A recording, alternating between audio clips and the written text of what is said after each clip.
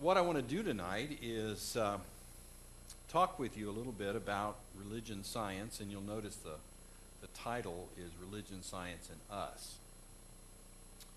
As I talk, I'm going in the direction to suggest that the way ultimately that religion and science relate is in us. And that we have to address the question of religion and science as it impacts our own life, because we live in these two worlds, or many of us live in these two worlds.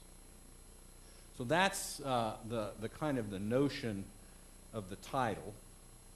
So let me sort of tell you an outline of where I want to go, and I want to have some time also for us to talk and discuss. We can have some questions and answers, and many of you, I know, have thought about these issues, and I would love to get input from others, because my way of thinking about this is one way of doing it. But there are many, many other ways out there of relating religion and science. So, I don't come to you as someone who has got the answer of the relationship between religion and science. I come to you as someone who's struggled with the kinds of issues that are involved in religion and science for many years. I started out in college as a pre-med, and I changed my major to philosophy and religion, and interestingly enough, not because I wasn't doing well in the science course, but because I got intrigued with that other side of our lives as human beings, that I felt that science wasn't fully addressing. But I've loved science. I'm a strong advocate for science education. I teach a course at TCU called Religion and Science, and have several good friends in the science department who come over and help me with lectures and the like, because I think it's really important. Especially for those of us who live lives of faith, to think about science, take science serious, and figure out how we make sense of this thing we're in called life. Okay, so here's the plan. I want to start with a story, and I'll get to that in a minute. And then I want to just play around with talking about some definitions. Definitions can be helpful. I don't think there's any one single definition for religion, any one single definition for science, but definitions can be useful. The fancy word for that is they can be heuristic tools. I always like to leave you with some fancy words you can throw around, you know, you know, at coffee break tomorrow you can say, you know, have you ever thought about the heuristic tools in your life? And, you know, you get all kinds of interesting conversations. But definitions can be helpful. And so I want to start and kind of talk through some definitions as a way of opening up this topic. Then I want to draw on the work of one of the thinkers who has done so much in this field, a man named Ian Barber, who taught for many years at Carleton College, who talked about thinking about different models for how we can relate science and religion. So I want to leave some of those with you. I'll also indicate where I happen to be, but again, I want to emphasize you can be other places. I want a dialogue. I'm not asking you to, I'm not here as the expert who will tell you the truth. I'm here to open up a dialogue and get us thinking about some of these issues.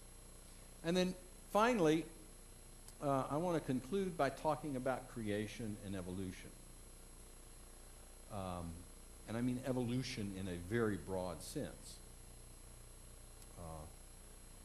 And that's going to involve us doing a little bit of thinking about how we understand through science the origins of the universe and a rising of life and then the development of life over the eons of time that this universe has been around. And that's a way then of us thinking about some of these issues. So that's the plan of attack.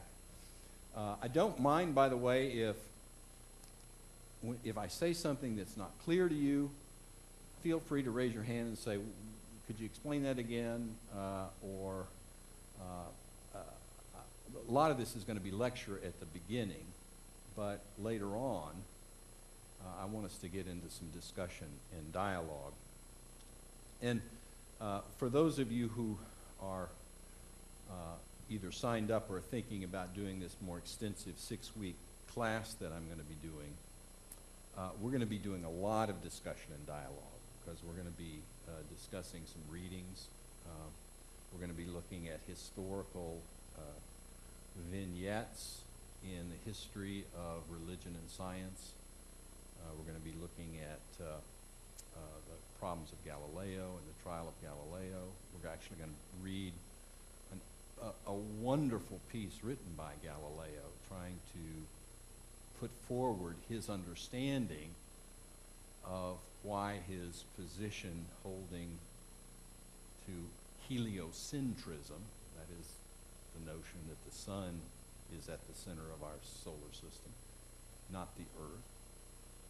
He has this beautiful essay in which he defends that religiously. So we're going to read that together and talk about that. So we're going to be getting into some more things there and be in a much more discussion sort of format. But today I'm going to do a good bit of lecture, but feel free to stop me and raise questions. Okay? Are you ready? The story.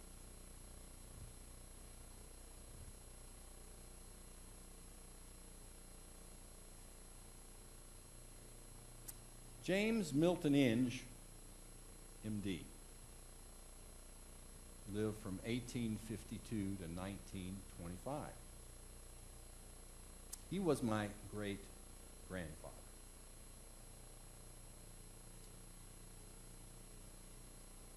I can remember as a child at my grandmother's house, his daughter, perusing the library he had and his copy of Gray's Anatomy. In fact, it was one of the reasons that I really seriously considered going into medicine.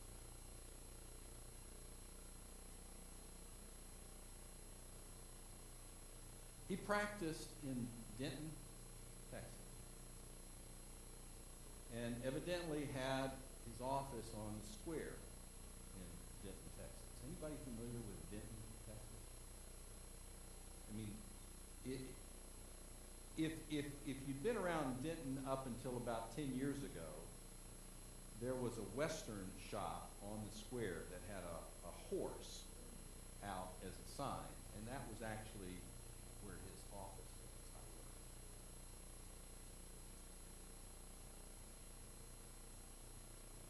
He was a very fine doctor, country doctor, and was deeply involved in organizing the medical community and served as the president of the Texas Medical Society from 1916 to 1970. And I learned that he was a published clinician, we would say today. And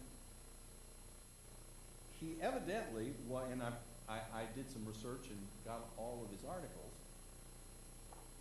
and discovered that one of his specialty was gynecological surgery.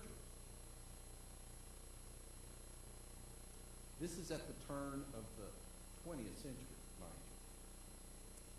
you. And I have here an article that was published in the Texas State Medical Association Journal in 1897.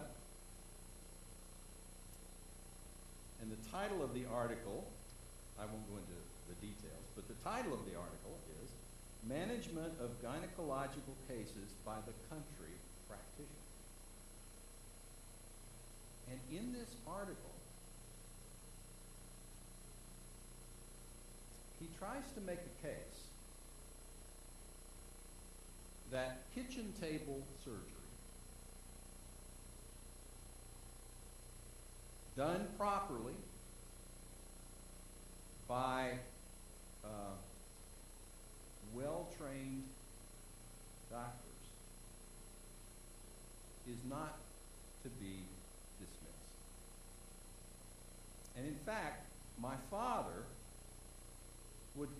used to tell me that my father was born in 1913, and so my great-grandfather died in 25, so my dad was 12 years old when he died. But my father can remember riding with him in his horse and buggy, going out to the farms to see patients. Because back in those days, the doctors actually went out and saw patients in rooms.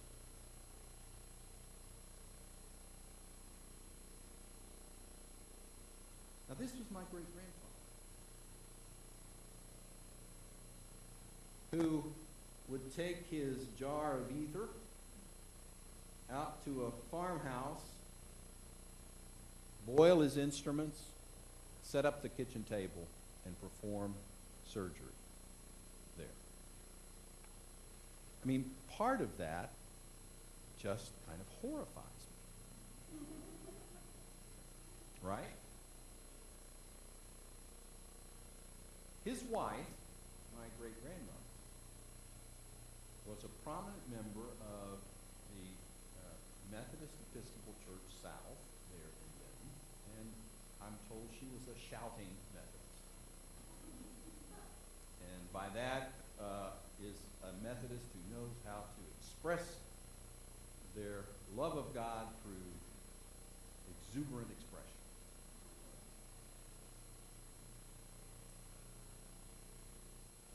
I tell you that story because I think of my great-grandfather, who I have an immense amount of respect for. And at the time, the practices that he was advocating were not that outrageous, though they seem outrageous to us today.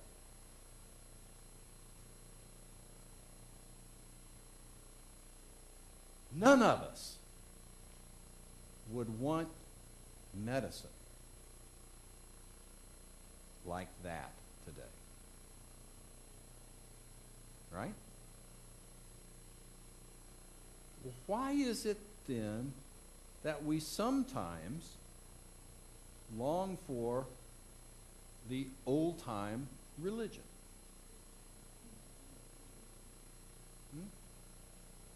You know that old song, "Give me that old-time religion"?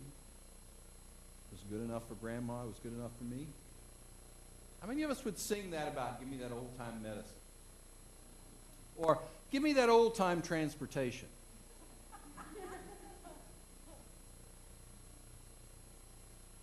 Now, that's not to say that the contemporary world, with all the things that we've learned, doesn't have its own problems. But I'm convinced that we don't want to settle for old-time religion any more than we want to settle for old-time medicine. We need, as people of faith, to take seriously what we can learn about our world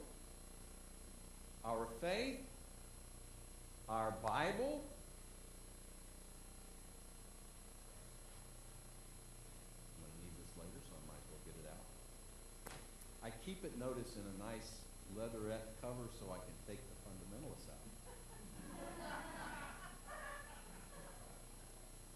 out. Why would we settle for anything less than the best thinking we can do about issues of religion and faith? Okay? So, my introduction by telling this story is in essence a way of saying, let's be Christian in today's time. I firmly believe that we're created to be where we are. That we are created to live in this day and time, and therefore we should do everything we can to take advantage of all the knowledge that we have in this day and time and think through our faith using those tools. So, enough for the story. Now, let's talk about some definitions. And, stop me if you don't understand, but I want to kind of start these definitions because I think it's going to be helpful for us in terms of thinking about the relationships. Because what in the world do we mean by religion? What do we mean by religion? Now, the whole problem, as a professor of religion, I cannot tell you how difficult it is to get a group of religion scholars together to try to agree on what religion is.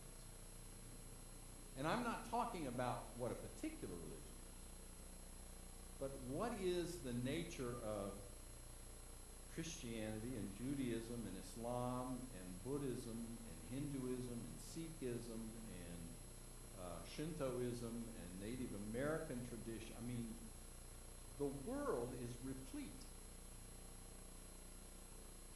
with what today we call religion.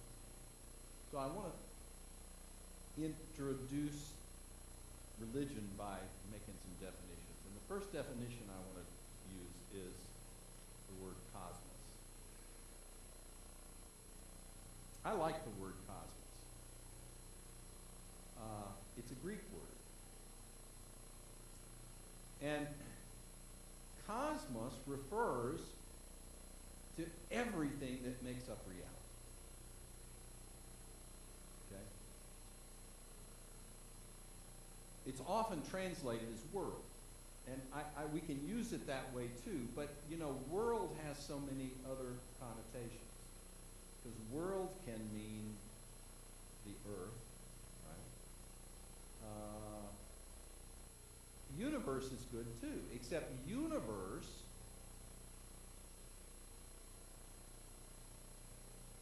often we hear that and we think simply of the physical universe. So I like the word cosmos in terms of that description of the whole that makes up reality in all of its dimensions, in all of its parts. Okay? The big picture. Now, religion. Religion has to do with stories and rituals and beliefs that develop and are passed on in human culture that define and create a home in the cosmos for its adherents or those who participate in that religion. And I want to unpack that a little bit.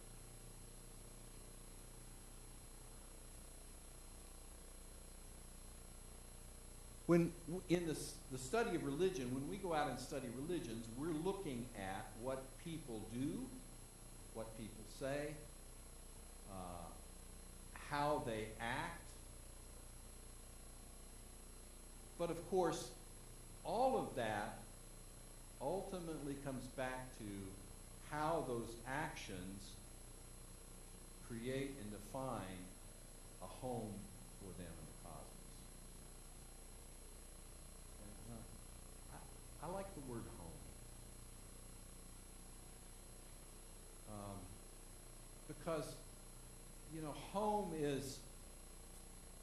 is sort of where you feel like things are together.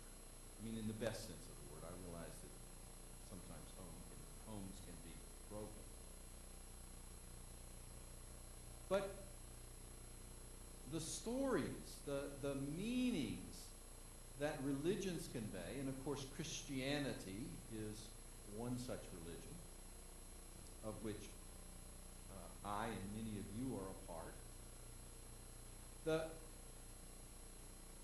Those stories and rituals and beliefs place us in that cosmic context. Religions create meaning. And not just superficial meaning. Religions are about what's really important. Paul Tillich talked about ultimacy, ultimate concern. Religions are about what ultimately concerns us. What transcends the daily life, but what's really important. Now, when I say that religions create a home in the cosmos, some religions place that home at a different place than the physical world, right? And in fact, you get, in some versions of Christianity, an otherworldliness. I can remember one time when I was growing up, there was a evangelical layperson who was speaking at our church, and he said, you know, this world's just boot camp for heaven. I bet some of you have heard that, haven't you? Boot camp for heaven. It's all about an afterlife. That's the home, okay? But you see, when I use that word cosmos, I include all the dimensions of reality. Not only the physical world, but all those other dimensions of reality. So, in essence, even someone who, or certain Eastern religions in which escape from the physical world is the way to salvation. Those are ways of finding a home. So, I like to think of religion in those terms. You know, some religions, the Western religions, typically Judaism, Christianity, Islam, they're monotheistic. They envision this reality as being a individual God, Allah, Yahweh.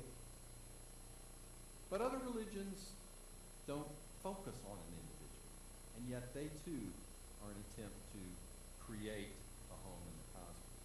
I mean, when I come to worship, and I sit in the sanctuary and participate in the rituals and the prayers, I'm doing this retelling of stories and practicing rituals that make a home. And I'm sure many of you feel that way too. Faith. Religion are the things that anyone can observe. One of the things we emphasize in our religion courses is that you can study a religion without yourself being religious.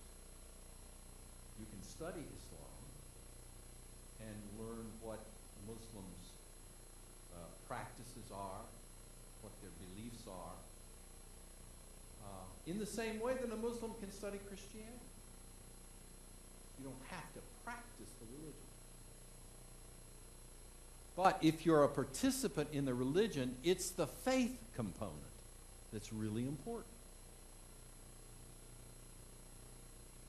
Because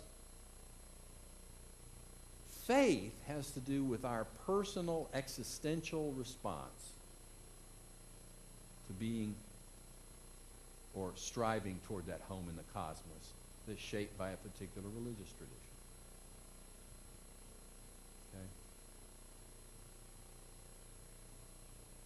I'm real big on faith.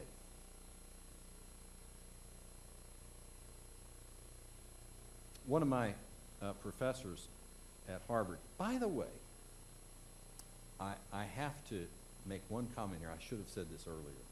I never went to A&M. I am not an Aggie. I've got nothing against Aggies. But in my Vita, which you read, the AM is Harvard's way of saying MA. For whatever reason, at Harvard University, a BA is an AB, and an MA is an AM, and so that's what that is. No, I was going to say, yeah, I thought, wow, I'm now an Aggie. I didn't even realize it. But in any case, that's neither here nor there. I'm really big on faith. When I was at Harvard, I had an opportunity to study with a unbelievable, knowledgeable man who was an Islamist specialist, but his name was Wilfred Cantwell Smith. And Smith was, back in the 1950s, one of the folks who really began to suggest that universities should look at religion as a human phenomenon. Not just study Christianity, not just study Islam, but look at all of these as manifestations of this human need. And one of the things that Smith said was that you can study a religion's beliefs all you want. You can study and watch religious rituals all you want, but you'll never understand faith by looking at those exterior things. That faith is that it's that inner existential personal experience. In Christianity, we talk about it in terms of our personal relationship to God. It's what, when push comes to shove, is what you and I as individuals are in religion about. Okay? So I think that's important. And I'll come back in a minute and talk a little bit more about why that's important. But my whole approach is to engage religion and Christian thought from the perspective of this existential experience of faith. That's where the rubber hits the road. That's where the truth of faith is about. Remember that, because I'm going to come back to that in a minute. Spirit. A lot of people today claim that they're not religious, but they're spiritual. And I kind of understand that to some degree. And so, spirit is a term that we use, I think, to describe that dimension of us, our experience, that makes us persons, makes us selves, not just physical organisms. And the fundamental experience of this is our own experience of ourself.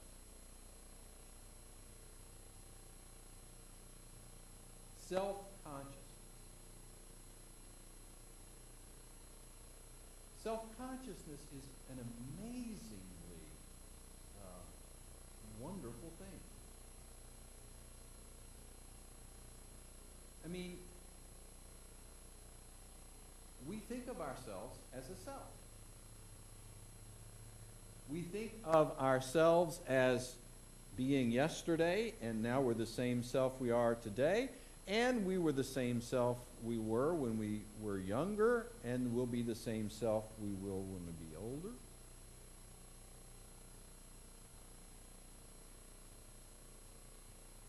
But nothing about our physical characteristics fully encompass that sense of us as spirit.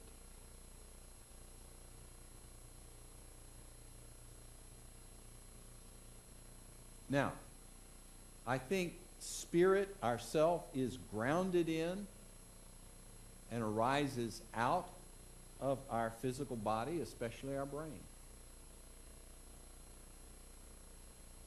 But it's not reducible to a physical reality. Something that arises out of something, but is not reducible to that which it arises from. Remember, this is really key in the way that I understand where the role of faith and spirit and religion come to play a role in relationship to our physical world.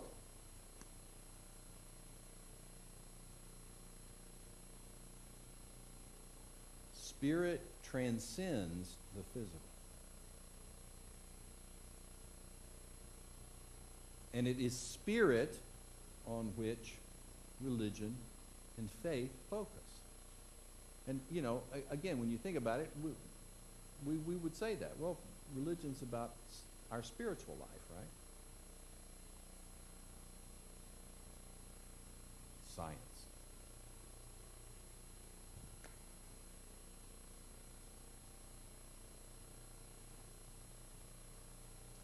Science, the word science comes from the Latin word scientia, which simply means knowledge. In our world, science has become a much more technical term to mean a particular kind of knowledge. And when we think of science, we typically think of natural sciences or the social sciences. I don't want to exclude the social sciences. But science is about the study of the physical, empirical world and the materials, laws, and mechanisms that comprise that physical world, not that physical world. Sorry about that.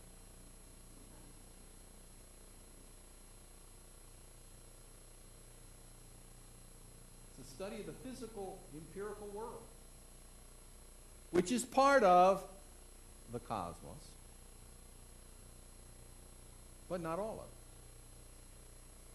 Though there are some who would claim it is all of it. And that's why I like to distinguish science from scientism. Scientism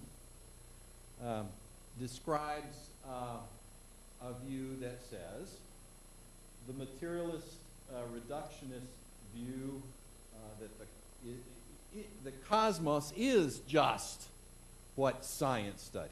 That's all that's there.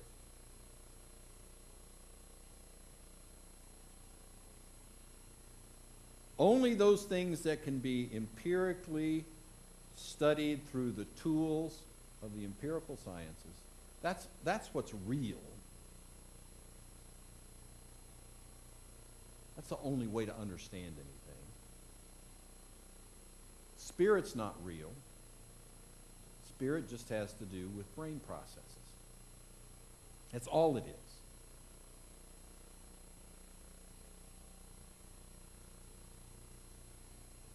So, in that view, religion shouldn't have a place in understanding ourselves or the world. Because religion, like a lot of things human, is simply a diverted cultural development that takes human beings away from understanding what's really real, which is the physical, empirical world of science. And there are people out there who hold this view. Some of you may be familiar with some books that were written in the past 5 to 7 years by a group that sometimes referred to as the New Atheists. Sam Harris,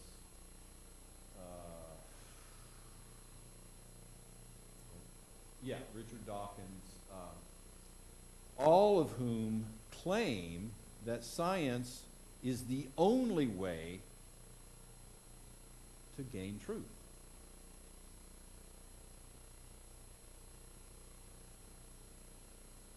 And that it means, in essence, that the physical world is all there is.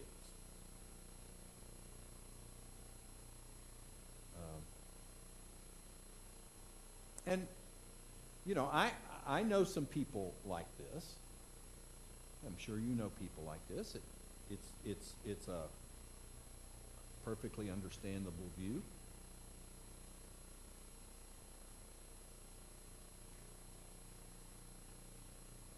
But I also know and have very good friends in the science department at TCU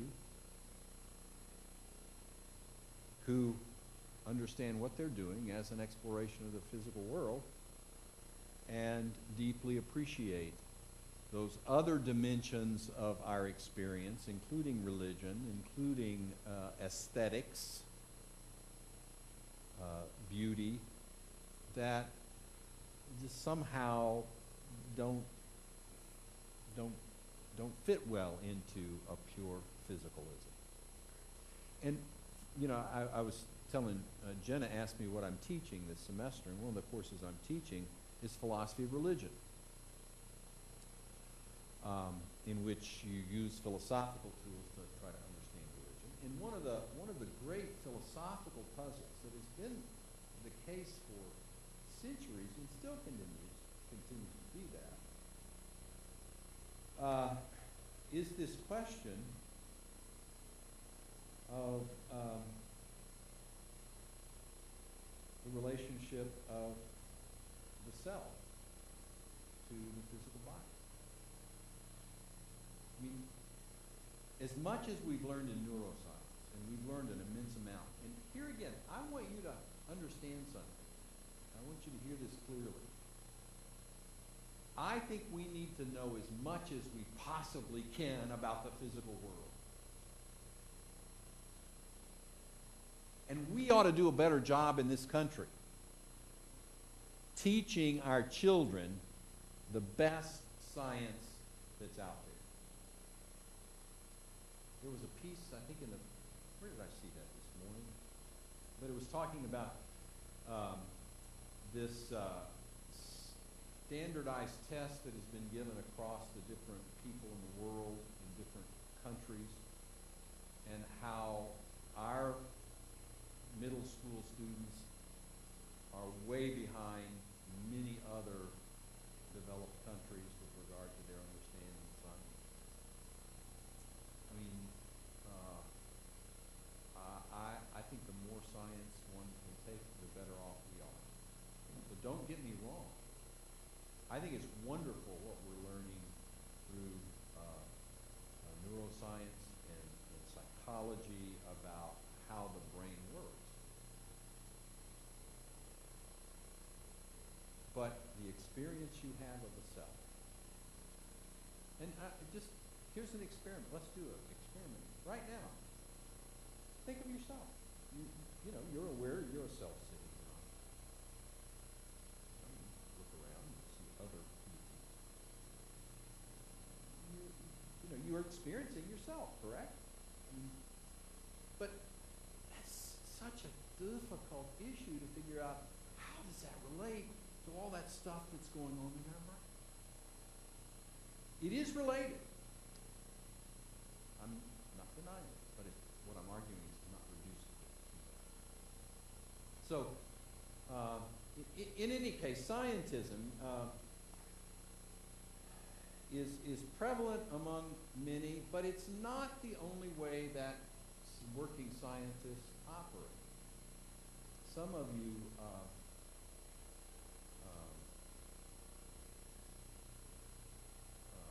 may be aware that the person who was in charge of the Human Genome Project,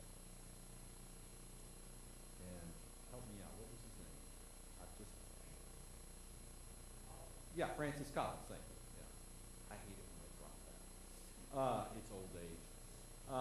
Francis Collins. I mean, you talk about a scientific project that has revolutionized our understanding of because in essence they mapped out the genetic code of the human DNA. Great, powerful science. A deeply committed Roman Catholic layman. No, that's not.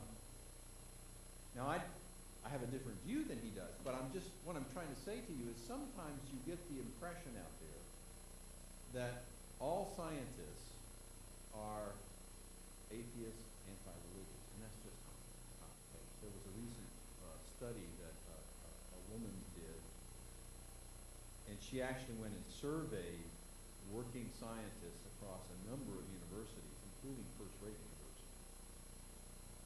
And what she discovered was that I think 75% of them either were participants in a religious tradition or indicated some acceptance of spiritual reality.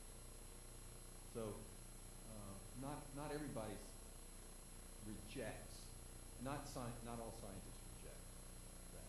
Okay.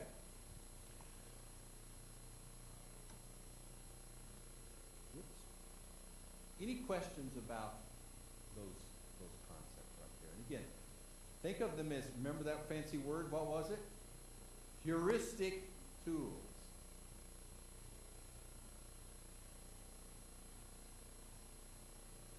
It's dangerous always to spell it with blackboard.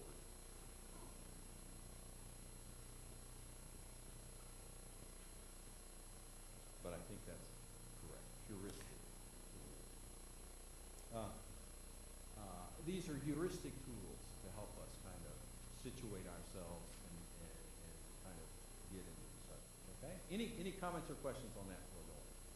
Yeah.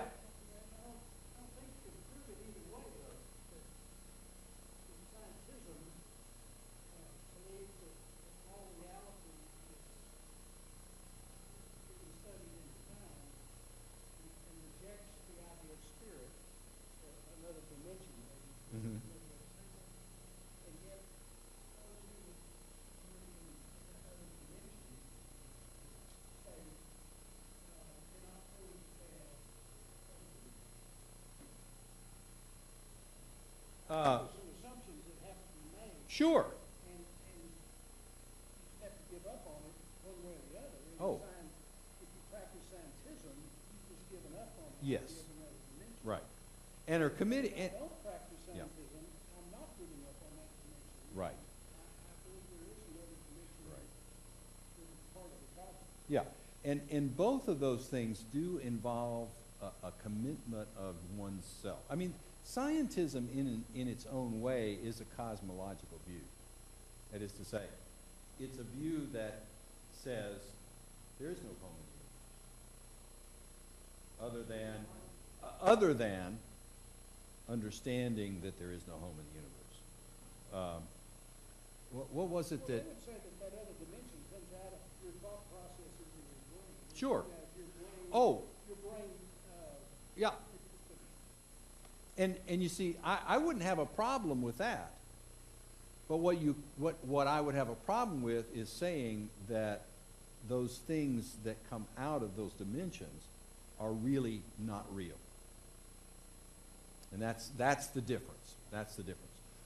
Because obviously folks who are scientists who practice scientism, I mean, they recognize that, there's the sense of self and all of that, but what they deny is it has any reality.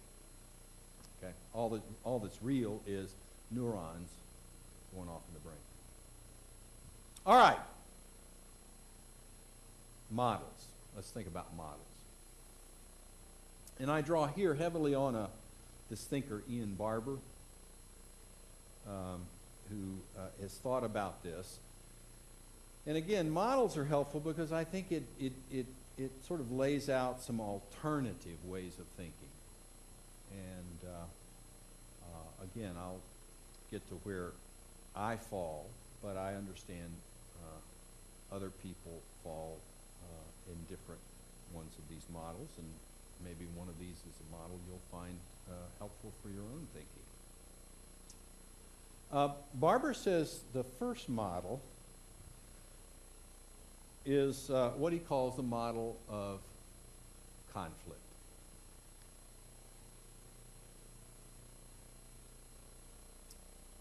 Religion and science are really about the same thing, but they're conflicting descriptions. Okay? Religion and science are really about the same thing, but they're conflicting descriptions. The best example of this is the ultra-conservative fundamentalist view that the story in Genesis of creation is telling about the exact same thing that science talks about. And they can't both be right. One of them's got to be right, one of them's got to be wrong. And, of course, for those die-hard conservative Christians, it is science that's wrong. And, of course, back in the 1980s, this kind of came to the fore through this movement known as scientific creationism. We're going to talk about intelligent design a little more in a few minutes, but this earlier view really said that the world came into being in 6 literal days, as described in the book of Genesis. The notion of the universe being billions of years old is poppycock, because the Bible is accurate in all its historical, scientific, as well as its religious claims. Okay? That's a view out there. Now, it's typically modified a bit, but that's a view out there.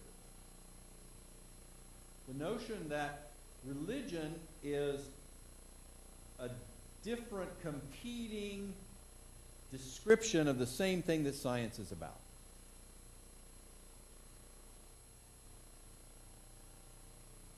And I don't find that a very helpful view.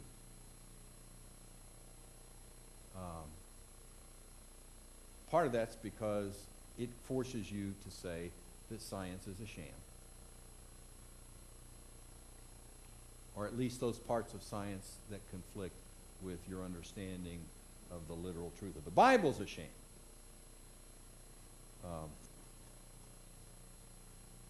But that's out there. And that has been historically a way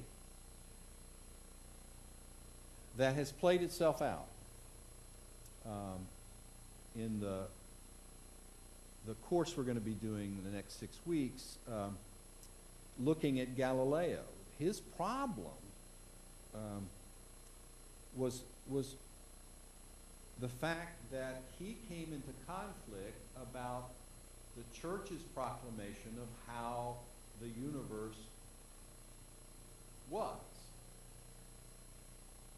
And so the church was offering an explanation for the structure of the universe, which we're going to look at in a minute. And Galileo was suggesting a different one. And so these were conflicting because they were trying to describe the same thing.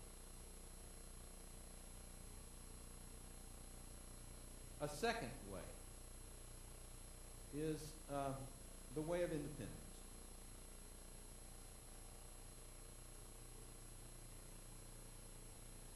And the way of independence says, look, science and religion are talking about 2 totally different things. Science is talking about the physical world, the empirical world. Religion is talking about the spiritual. And these are independent. Some scholars use the idea these are different realms of discourse. One of the great popularizers of science in the past, last part of the 20th century, a fellow named Stephen Jay Gould. Anybody familiar with Stephen Jay Gould? He was a biologist at Harvard, was an evolutionary biologist, offered a theory, a modification of Darwin's theory that accepted Darwin's theory, but sort of added on to it. But he had wrote a column regularly in Natural History magazine, kind of a popular column. And he came up with this notion that religion and science were non-overlapping magisteria. Non-overlapping magisteria, which I'm not going to try to spell all of that, but he used the acronym NOMA for non-overlapping magisteria. Magisterium is a Latin word which means teaching. And so his point was that the things that science deals with, the proper authority of science, the things that spirit deals with, the spiritual religion deals with, the proper authority is religious authority, and never the twain shall meet. Okay? Now, there are some really attractive parts to this idea. If any of you are familiar with the history of theology in the 20th century, and I know at least two people in here ought to be familiar with that, neo-orthodoxy, okay, Barthian neo-orthodoxy, sort of went this independence route. It was sort of like the religion for Barth was about the spiritual thing, and Barth wasn't that concerned about science. He accepted that, as evangelical and conservative as he was, he accepted, what science said about evolution.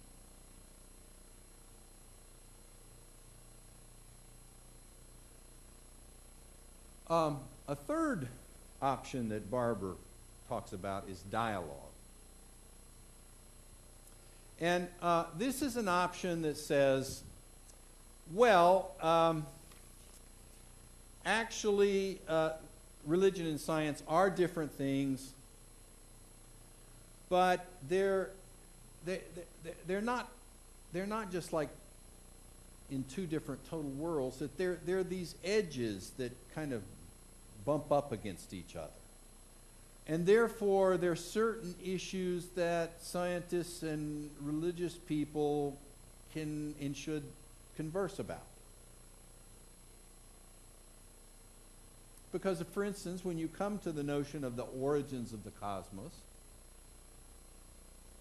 I mean, that is something that sort of is on the boundary of both of these areas, because you've got the origins of the cosmos in the Big Bang, and then you've got the origins of the cosmos in creation.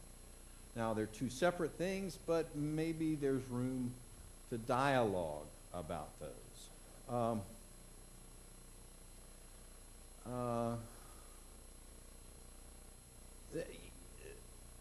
There's been some interest in arguing that science rose in the West partly as a result of the Christian influence in Western Europe.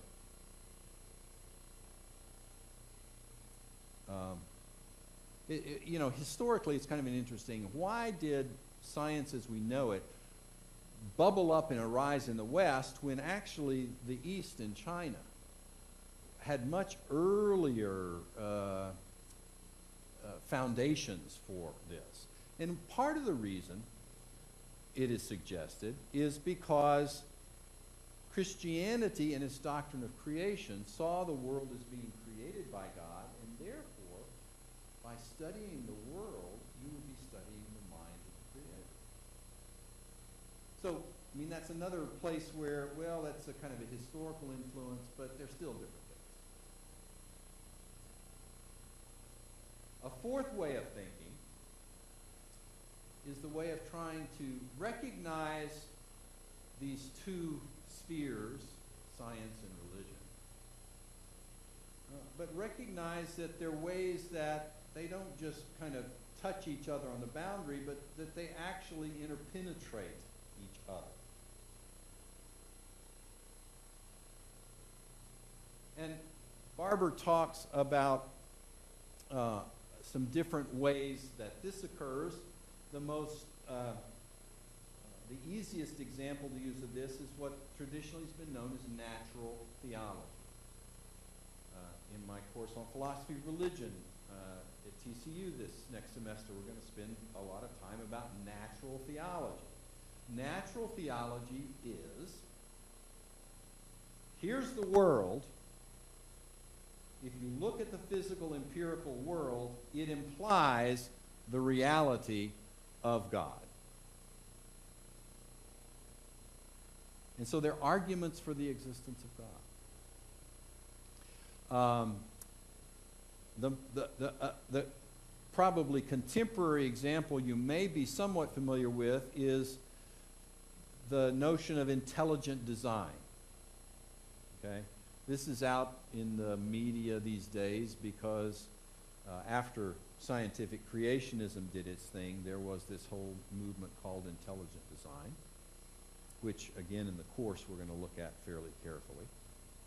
And the idea behind intelligent design was, if you look at the physical world, there are certain things that simply cannot be explained unless one appeals to a supernatural being. Okay? In other words, you look at something and you infer that there must be a divine being who exists. And natural theology has had a long history. Some of the great scientists, including Isaac Newton, was a deep holder of natural theology. There's a long tradition of that. Though these days, it's certainly fallen off in popularity and it's been replaced by something that Barber talks about as a theology of nature. And the theology of nature, as opposed to natural theology, is the notion that religiously we need to look at science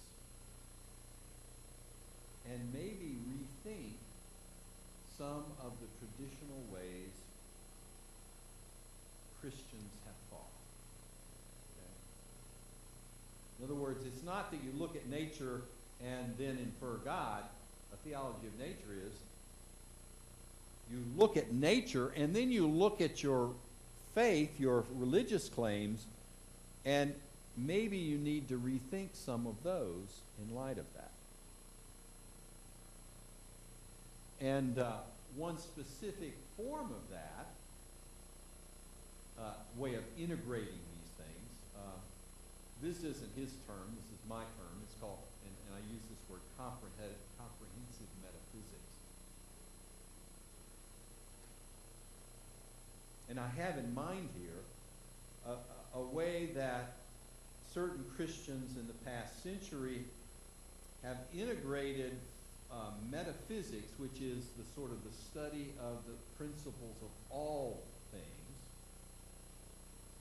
They've integrated metaphysics with science and religion in the form of process theology. And let me give you the best example of this. Process thinkers have looked at the fact that the universe has been in a steady development over billions of years. And as I'm going to get to here in just a minute, we'll sort of look at that a little bit. But process thinkers said, well, if the universe is developing, why is it that we think that God is totally static? If creation, that is to say, is continually in creation, that is to say, if the universe is growing and developing and changing, why would it not be the case then that God encompasses that change and development in some way? And so there's an example of how looking at what we've learned in science about the development of the cosmos has influenced deeply how certain Christians called process thinkers have come to understand maybe we need to think a little differently about how we conceive God. My own preference, boy, I jumped way ahead there. I call existential integration. Here's that word existential again. I'm big on existential, I'm big on faith. I think these things need to be integrated. I do. I think there is a reality that religion addresses one dimension of our life, science addresses another. But those are both dimensions of our life. As I try to understand myself, I can't do it by only understanding one or the other. I'm forced to try to put them together in some way. And so for me, bringing science and religion together is always a matter of bringing that into my own existential understanding in terms of understanding myself as I stand before God. It's not primarily a theoretical issue. It's about an existential issue. It's an issue of the heart, not just an issue of the mind. Okay?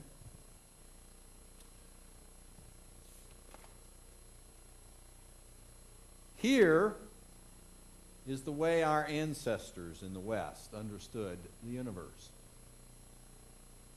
This is from 14, let me see, what was the date? This little thing is 1443, I believe. It's an illustration of the way that our ancestors in the medieval world understood the universe. Now, it's obviously a schematic understanding. But here is, let me blow this up a little. There, if you can see that, it says terra, which is Latin for earth. Very good. Someone still understands some Latin. The earth here is at the center. And surrounding the earth are a series of concentric spheres. Now, this is one of those things that, to try to put your mind around it, because we understand the universe so differently. But the medievals, they really did see the universe as being a series of concentric spheres, kind of almost like those Russian stacking dolls, you know, where you had one sphere and another sphere. These are not orbits as you and I think of orbits. These are literally spheres. And as you go out from the spheres, you have these four what are called sublunar spheres, which involve earth, water, air, and fire. And then this is the sphere of Lunae, which is the moon. And you go out, then you've got, let's see, Mercury, Venus, and here's the sun right here. The sun is considered to be on one of those spheres. Mars, what do we got there? Saturn's there. I'm not sure. I can't read that. No, Venus is up there, so that must be Jupiter, I guess. Then, of course, you have the sphere of the fixed stars, where the constellations are. And beyond that, then, you have the primum mobile, and these invisible spheres that are part of the movement toward heaven. And, of course, realize outside of all sits divine. Now, this was the way our ancestors, and this was the view, by the way, that the church accepted, and was the reason Galileo got into trouble, because he suggested, well, maybe it was the sun at the center of all of this. So the characteristics of this world, I want to say a word because we've got to understand what a different way contemporary science understands reality than medieval science understood it. The characteristics of pre-modern cosmology. We've already seen. The universe comprises concentric spheres on which then the celestial objects rest, so that the moon is sitting on one of these celestial spheres. And these spheres turn, and they turn differently, and that's why there are different movements on those spheres. This is crucial. The universe is static. It doesn't develop. It doesn't change. What movement there is circular movement. In the medieval mind, God created the universe like that. And it hadn't changed from the time God created it to the present, nor will it change in the future. There's no development. Change was understood as a bad thing. That's one of the reasons why in Western thought the notion that God is changeless became so prevalent. Even though in the Bible God changes in several places. God resides above the visible and invisible spheres, above the outermost sphere that imparts motion on all the other spheres. God and God's self is unmoved. God can't move because motion is not a good thing. God is unmoved, but God imparts motion to the outermost sphere, which then imparts motion to all the other spheres, this circular motion. And there's great arguments in Western thought about how God is an unmoved mover. The earth is at the center of the universe. Notice, remember, it was right at the middle. And of course, human beings are in the middle of being on the earth. Well, they're actually not the middle of the earth, they're on the edge of it. But realize what that picture, what that cosmological picture suggests. Because what's at the center? We are. And so the notion, and there was also this notion that as you went up through these spheres, you got higher and higher, and the values got better and better because God is at the highest sphere. And so there was a sense that up is good and down is bad, which still hangs around a lot, doesn't it? Now, this is a little thing that I got off of PBS that just kind of reminds us what a different understanding we have today about the structure of the universe. Because the one thing about the universe that we've got to understand is that it's constantly moving and changing. Now, you and I don't get that sense, right? Because we're just on this infinitesimal little speck of it. But when you think about how modern cosmology understands that the physical universe as we know it began some 12 to 14 billion years ago in the Big Bang. And there's so much interesting stuff going on in astrophysics with regard to trying to understand that early origin of the universe. Because not only does the universe come into being, but space and time also come into being at that time.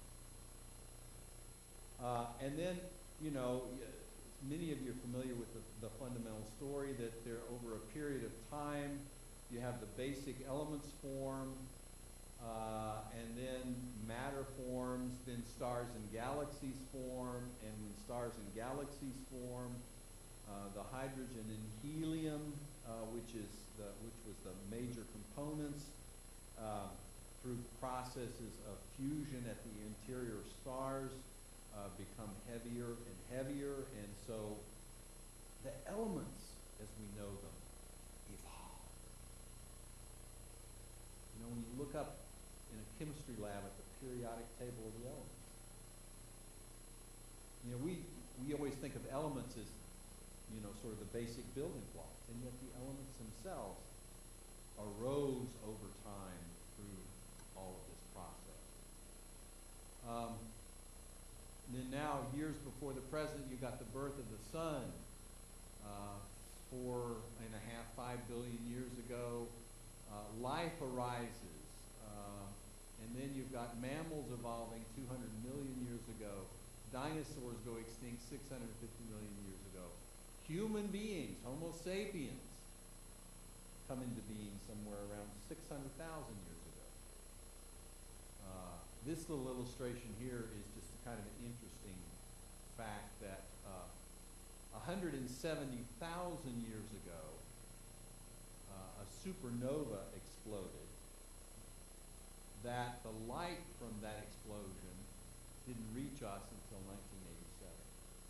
So one of the interesting things about modern astrocosmology is the recognition that the farther away you look, the deeper you go back into time. And so there's a lot of interest in developing these very refined instruments for going farther and farther into deep space to look at these very dim objects, because they're indicative of the earliest times in our universe. The thing is developing. It's in process. It's moving. And then there's us.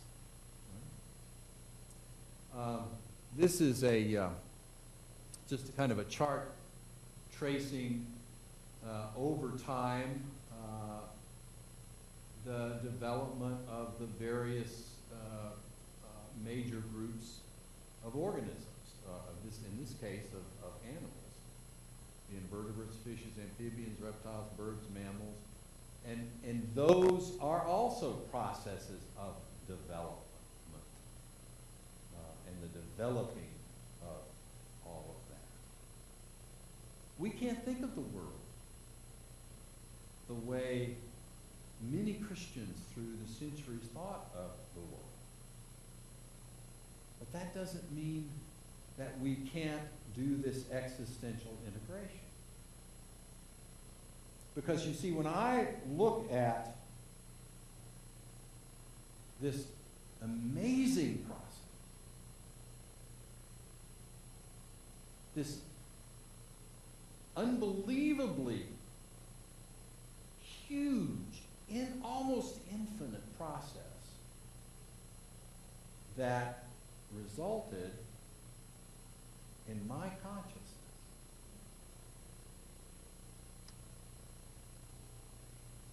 And the gift that I have been given to understand that.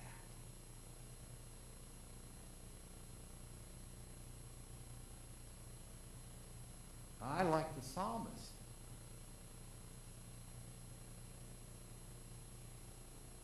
can only say, when I consider thy heavens, the work of thy fingers, the moon and the stars which thou hast ordained.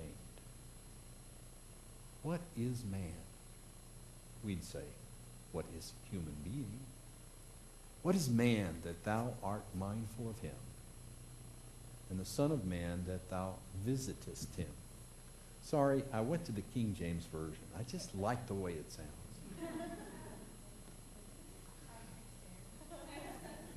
But seriously, for me, when I reflect on all of these things, and I understand the context, that religious context in which I have my faith, I look at the science and I look at the structures. And not only the amazing thing is the vastness of the universe, and yet also the other side of that in the minutia of the smallest little bits that make up atoms. The stuff we're learning about gluons and quarks and all of that stuff is just amazing. I don't even pretend to understand all of it. But there is a wonder about it. And it's the wonder about it that I think is the same wonder that those ancient Israelites had when they tried to talk about how God created everything. And so, for me, as I think about religion and science, here's where the integration is. And I'm pleased to be able to be part of a community of faith in which I'm not put in a position in which I have to reject what science knows in order to live a faithful life and find a home in the cosmos. Thank you. Questions, comments, thoughts? We got a few minutes here, so please feel free. Yeah. Interesting observation. I think the one I talked about in evolution. Evolution was always led by evolution. And pointed out the first amphibians that emerged from shallow water and crawled up on land did so because they weren't conclusive of water.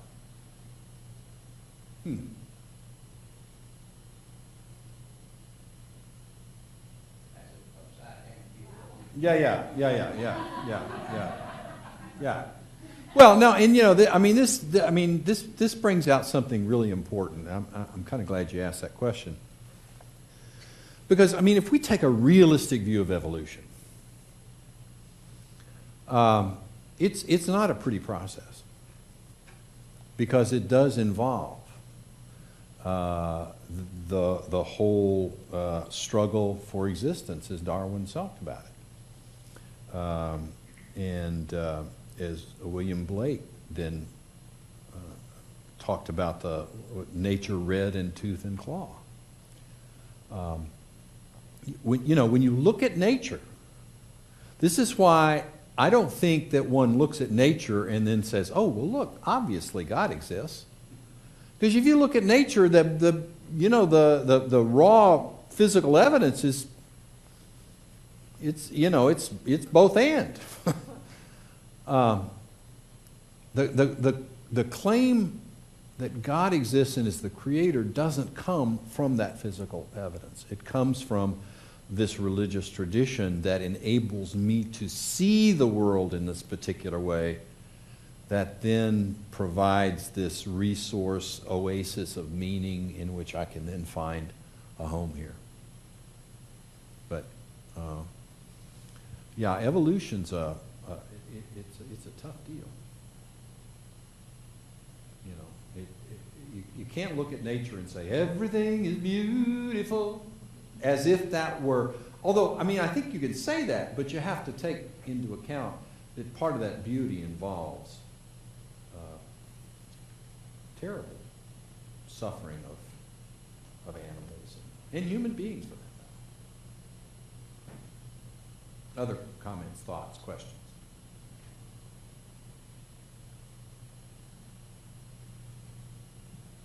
Yeah. In your experience, talking with folks who believe that what's usually called the creation story Yeah. in the Bible is literal, do they ever say which one? Well, but you have to understand that fundamentalist conservative world is a nicely, tightly constructed world. Because they will understand that there aren't two, that one creation story, the second story, is but a expansion of the sixth day of creation in which humankind is made. Do they account for the fact that Adam was created last in the first story, first and second? Well, I mean, if it's all on the sixth day, I mean, if you want me to put on my creation fundamentalist hat, I can play this role. Believe me, I've argued with them many a time. The sixth day says male and female he created them. Male and female he created them. Animals and fishes created. Which day was that? Huh? In the first Well, that story's not. I mean, that's not concerned of that second story. Don't make me play a fundamentalist. I got you. That's been my experience. Yeah. No, I mean, you'll never, because a fundamentalist begins with this assumption that the Bible is accurate historically, scientifically, as well as religiously. Now, for me, historically, nah. Scientifically, But religiously, there's some truths there that are embedded in this ancient way of thinking that I think we can today still find as a resource for our lives.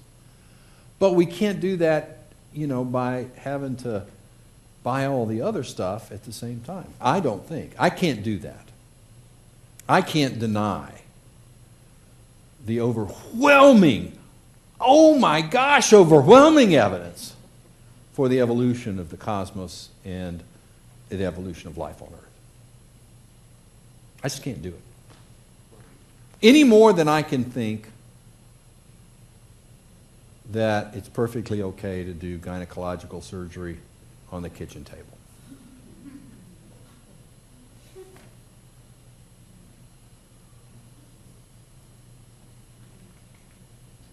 Anything else? Well, just an observation. Yeah. That Greek journal was called the Star Telegram, but they had an article in it. Is that the one about the... That they put the Hubble telescope Yes, I did see that. on back to Right. 13.2 billion years ago. Yeah. That they have been able to refine the sensitivity. Because part of that issue is the farther back you go, the dimmer those things are. And they're just virtually, you have to collect light, and that's why that Hubble telescope above the atmosphere has been so helpful. This actually, behind this, is an image from the Hubble's telescope of the Orion Nebula. I just thought, instead of a black background, find something pretty. Yeah. Yeah, I just read recently, in the early 20th century, Mhm. as far as science knew, the universe consisted of a Milky Way. Yeah, I mean, I don't know. I don't know if that's true, but it wouldn't surprise me, because we got to realize that the notion of the expanding universe didn't come about until the mid 20th century. Is that because we didn't have the technology to study that? Well, it had to do with astronomical observations about the redshift, the Doppler effect, that when, and I use this example to explain it to my students. It's like when you're standing by a railroad track and a train goes by, and as the train approaches blowing its horn, you hear it and it goes, ah, and then when it goes by, the tone drops, right? Everybody had that experience? Yeah. Well, what happens is that as that train is moving forward, the frequency that the train horn is emitting is actually increased by the movement of the train, right? Because the sound waves are propagating from the front of the train, and as the train is moving, they're propagating off a moving object. Once you pass it, the opposite occurs. The sound waves travel, but now they're having to go back against the direction of travel, and so the frequency changes. Well, the same thing happens with regard to light. And Hubble made this observation in the 30s, somewhere back there, 1930 or 40. He noticed that the stars that were most distant, their color spectrum was shifted a little bit toward the red. And that's what was the key to saying those stars are moving away from us. Now, the really interesting thing was the more they looked at this, the more they recognized that every distant star is moving away from us. And this is all part then of what later developed with the understanding that the universe is expanding and expanding from the remnants, from this original explosion. And the other thing that happened there was that I think their names were Arno and Pinzas or something back in the 1950s. They were working with Bell Laboratories trying to set up some kind of radio communications, and they kept running into the fact that wherever they turned their directional radio, they had this static in the background. And it was in all directions. But what they came to understand, that static was the remnants of the heat from the Big Bang. That is, again, an indication then of this theory of the expansion of the universe. We can't see the universe expanding because, the expansion is so far away that you just don't notice it. But it's, again, really clearly accepted in science today that that's the true view of the universe. And it's really interesting, too. There were some scientists who were scientistic, who, when this Big Bang theory came up, really had trouble with it. Why? Because it sounded too much like the story of creation. In the beginning. See, that the universe had a beginning. Many up until that time thought that the universe had been the same from early on. Steady state theory is what it was called. Yes? We can see this pattern of change and tumult and even harshness in nature. Then we also say, why do we expect the religious part of our lives to have less conflict, less tumult, less, because we're seeing one pattern in Yeah. this area. Mhm. Doesn't it make sense that Mhm. maybe we're expecting something unrealistic Mhm. from the Yeah, it's a really, really good point. It may be that the creative process, and look in your own lives. When were the most creative times in your own lives? I'll bet you They were at times in which things were in chaos.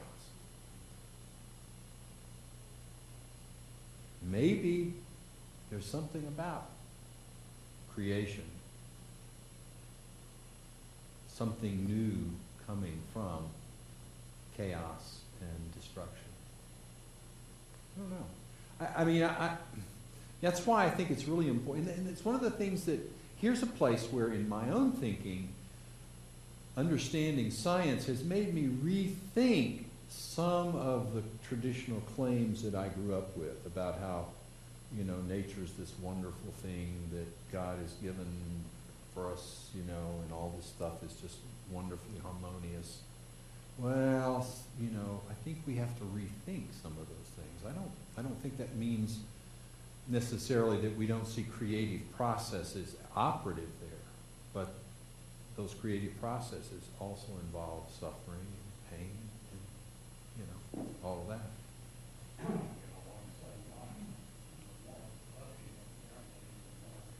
Of course.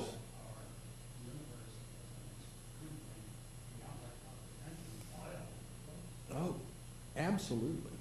Absolutely. I mean, what intrigues me, and I especially think about this in terms of this issue of the brain.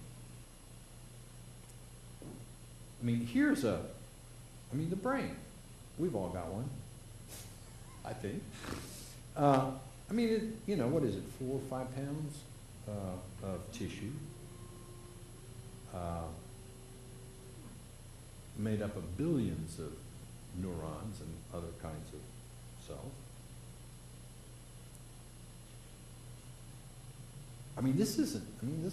We can dissect it, we can do all kinds of things with it, but wow!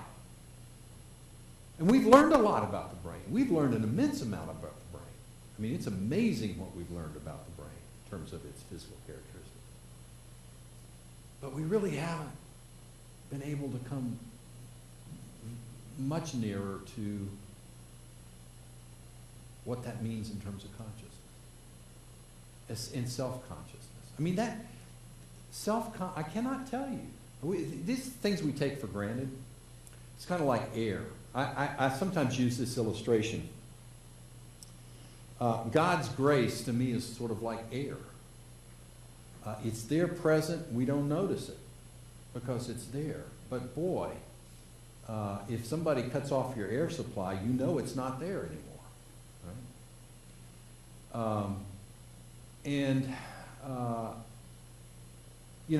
This notion of consciousness is just an amazing thing.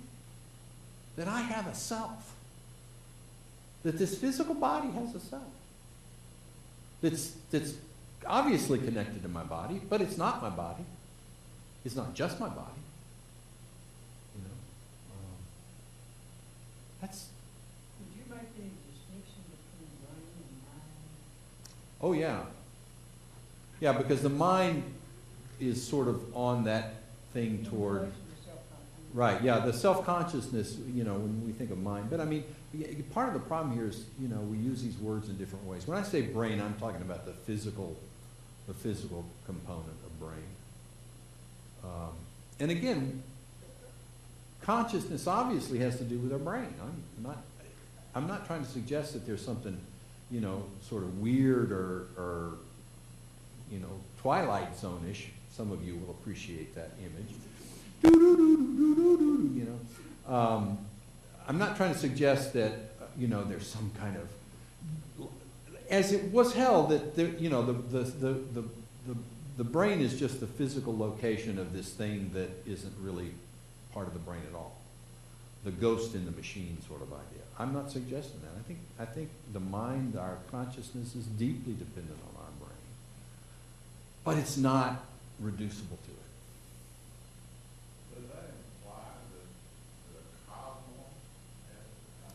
Oh, well, that's an interesting question, isn't it? See, one of the things it's an interesting question because if you asked me, and we'll get into this more I sound like I'm trying to, and if you sign up today, you'll get twice as much. But really the notion, that the traditional notion we've had that you know, this notion in that medieval illustration, God's there and the world's here. God creates something totally other than God. See, some of this stuff makes me think that it's a better way of thinking about God as that God is embedded in the reality of the world and yet transcends it. In the same way that our spirit is embedded in the reality of our brains and yet is not reducible to it. It's 10 after 8, and I don't want to keep you past your bedtime, or my bedtime for that matter.